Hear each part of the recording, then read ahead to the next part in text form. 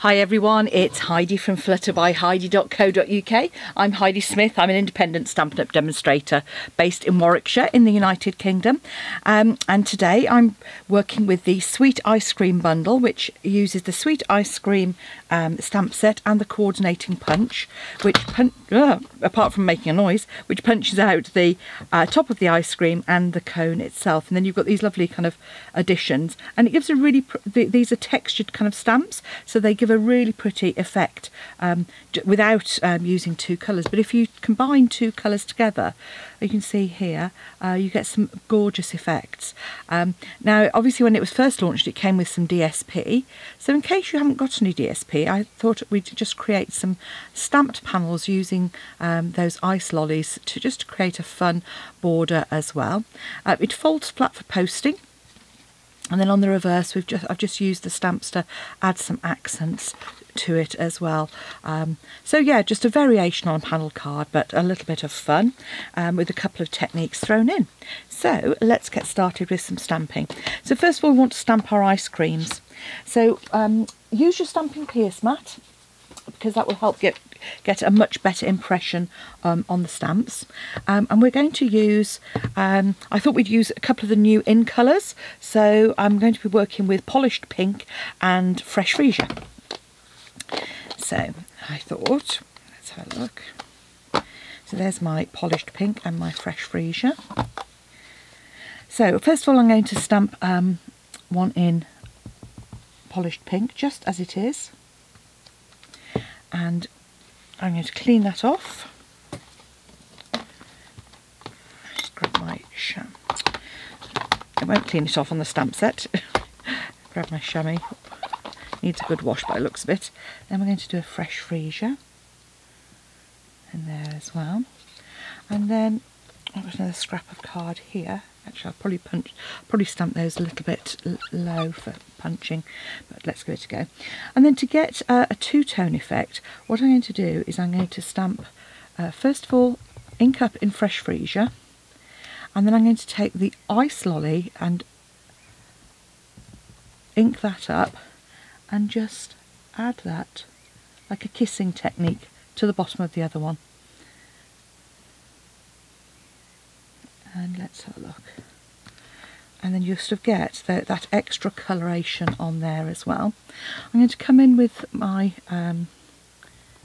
dots, some sprinkles in there,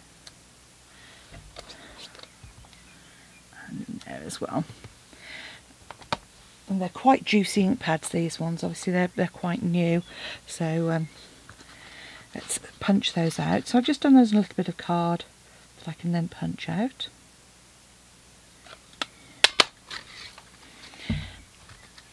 And with these, the reason I say I might cut them a bit low is because I like to make sure there's a good amount poking down into the cone section to stop it getting jammed. If you leave it too tight, you might end up jamming your punch a little bit. So just be mindful of that. You can see there, so I'm coming into there sort of half a centimetre, quarter of an inch, and that's about as close as I would want to make it. So there we've got sort of three different ones to layer up. We also want to create our cone, so I'm going to use a little bit of cinnamon cider for that. It's a really nice kind of biscuit colour. The only reason I'm leaving those pads out is because I'm going to use them again in a moment, but there we go. So just ink that up, create your cone, then use the little cross hatch to add those in. And come in from the side.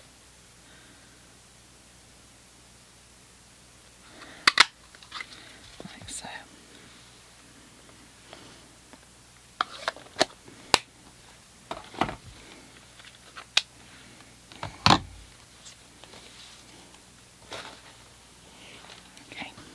So Now what I want to do is do our other panels. So what I've got is I've got a couple of pieces for the side of basic white, and I've cut those to 2 centimetres by 14.5 centimetres. I will do inches when I'll convert them and pop them onto my blog. You then want 2 pieces of basic white, one for the middle and one for the back. You want one that is 7.5 by 14.5 centimetres, that's for the back panel, and you want one for the front that is 7 by 14.5 centimetres. So those are the pieces you want. So I'm going to work with this one to start off with. Just going to grab a well-used scrap of paper. Now if you wanted to, you could leave this as a strip of 4 centimetres and then come in and cut it afterwards. But because it's only 2 centimetres, I actually prefer to make sure I've got a nice straight cut to start off with. So I'm going to use the deep pink, the polished pink for the bottom, and I'm going to use the fresh freesia for the top. So I'm just arranging them in that way.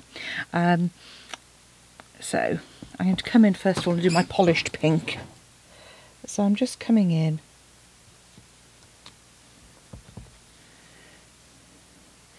and just reversing that.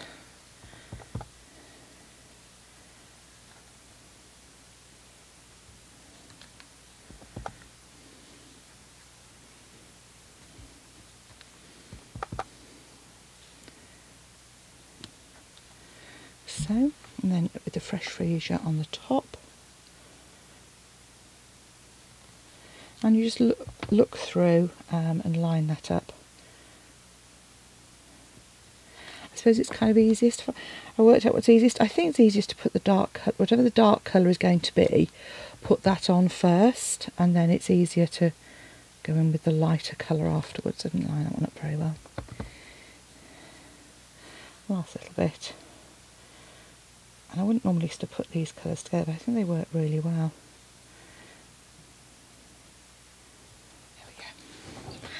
Okay, so that's created our 2 panels, our 2 side panels. So now we want to stamp the front piece of our card.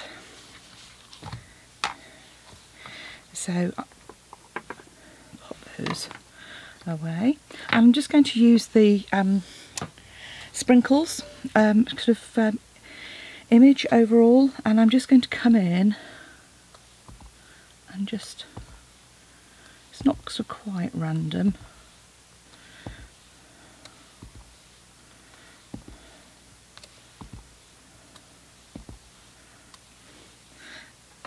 And clean that off on our chamois, and then just come in and don't do what I've just done, which is stick it in the wrong ink pad. Guess what? Let's close that up.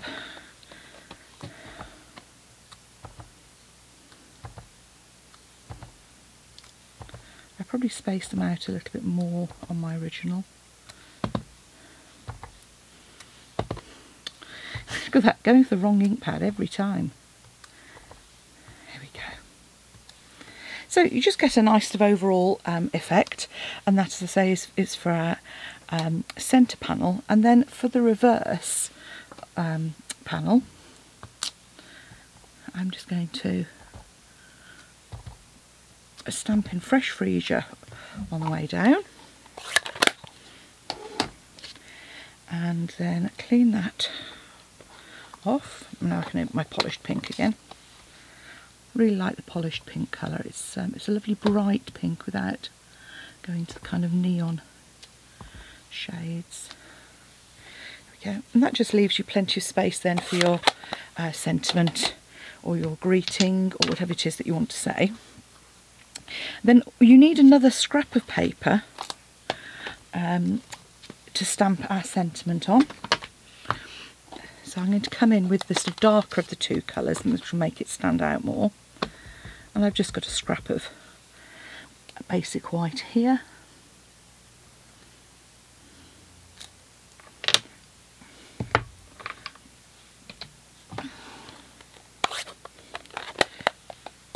And what I'm going to do is just come in with my snips. And this is where Stampin' Up! Snips are fantastic, because they're so lovely and sharp. And I'm just going to fussy cut around that. Fuzzy cut, my friend calls it fuzzy cutting, because it's not designed to be precise. It is designed to kind of be, just sort of to give an indication of sort of the shape.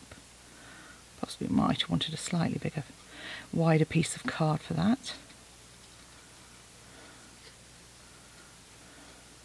And if you wanted to, you could leave this as a straight banner, but it just adds a little bit of fun, and providing it doesn't stress you out, it can be quite therapeutic as well.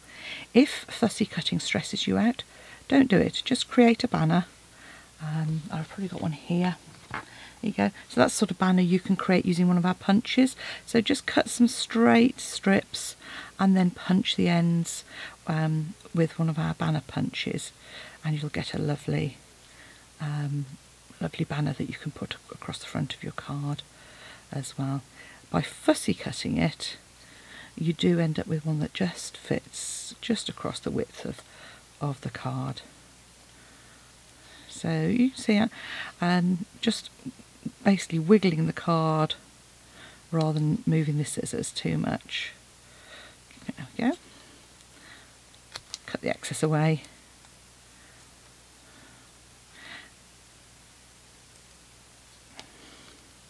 I'm just going to do that last little bit, just round the top there. Okay. So now we can crack on with our card. You'll want to add some dimensionals to the back there. If you've got dimensional strips, those work really well. Otherwise, you'll be using the borders of your mini dimensionals. Go into nice little pieces. So just pop some of those on, because they just cut down really nicely. In some places you'll find that a whole mini dimensional will fit, some of those sort of thicker pieces, but just make sure it's well supported. You can see there, you might want to put an extra little bit on the ends,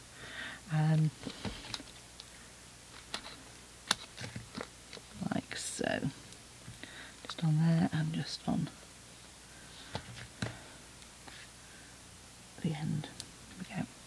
And then if you ever have it overhanging, just snip it off with your snips. So there we go.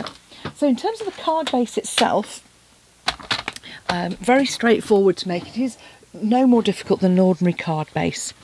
You need a piece that's 14.5 by 21 centimetres, and you're going to score at 3 centimetres on each end actually. That just makes it easier. Then you're going to score at 6.5, and then at 14.5 centimetres. And because you've already scored that piece, you would then score it at 18, but by doing it at 3 on each side just makes it a little bit easier, saves me having to get that extender bar out. And then just fold and reinforce those creases, just making sure that those line up nicely as well. Oh, we've got an air show near us at the moment, so that sounds like one of the planes going over. You may not be able to hear that because I've got my microphone on, but if you can, that's what it is. Then quite simply add our layers. So I've got a layer of card. Here we go, I've written those out in centimetres for you anyway. So this layer goes on, and this is our centre panel, and this is 7.5 by 14.5. And just pop that in the middle there, like so. We can then add our layer of basic white. We've had the red arrows over, we've had typhoons over. It's been a real fabulous weekend, and just on our doorstep. Unfortunately, by the time I knew it was happening, they'd sold out. My husband would have loved it. As ex-Royal Navy, Fleet Air Arm he was in fact, he absolutely loves air shows. and being, let's say, on our doorstep, it would have been perfect. However, it does mean that we'll be keeping an eye open for future dates and getting our tickets early, because it was, by all accounts, a fabulous show and a lovely weekend for us. Although we've had a bit of moisture, shall we say, today. Been a little bit on the damp side. Such a shame, because yesterday was a gorgeous day. We had fabulous time. I'm just adding some glue to the back of these strips. We had a fabulous, I won't say a fabulous day. We laid some extra patio down for a new gazebo. So we were able to sit out under our gazebo late into the evening, and it was lovely. First time we've really been able to do that and get the barbecue going. So here we go, there's our panel. So I've got my panel to go on the reverse as well, so we can add that in. I've just got some of our Tombow in a fine tip glue bottle there. Just helps me be a bit more precise. It was the first thing I've got coming to hand. There we go. Okay, so here we go, we're almost there. Now what we've got to do is add our, create our ice cream cone. So, but to do that, I just add a little glue onto there and add my first scoop. I then add the glue again onto the underside one before adding it on top, and that way I know I'm not going to get any kind of leakage out underneath. And then again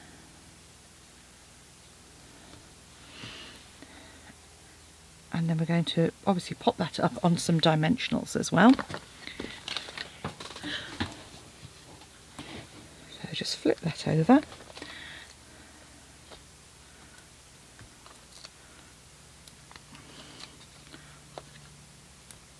There we go. Starting to run low on big dimensionals, new packet required. If I bring that back in, all that's left to do is just remove those dimensional backings. Easier said than done sometimes.